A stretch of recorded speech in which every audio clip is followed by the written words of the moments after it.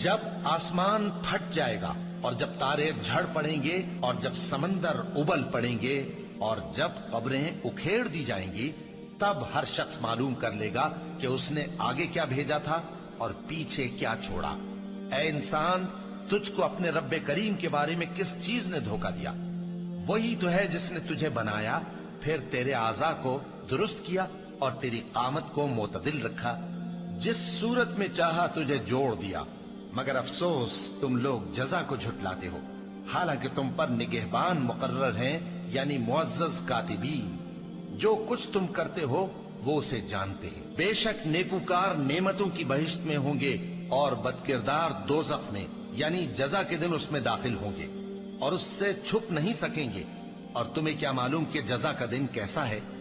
پھر تمہیں کیا معلوم کہ جزا کا دن کیسا ہے؟ جس روز کوئی کسی کے کچھ کام